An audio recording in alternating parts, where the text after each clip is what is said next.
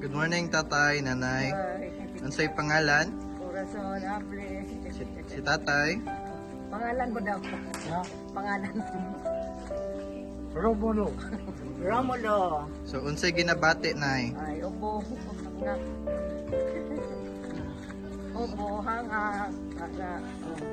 Karon, nanay and tatay is doing earthing. Earthing. And earthing in the in the grass. It just rained. Nagulan gabi iba. And then now, they are here at House of Life.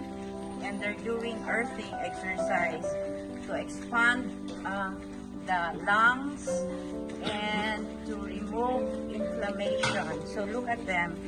This is not high intensity but walking in place. So usay pamati. Apoy? Medyo. Ano man okay man kahit nag-ano. Oh, nagaka. And pero wala pa ipawis. Wala pa. Okay, so let's continue.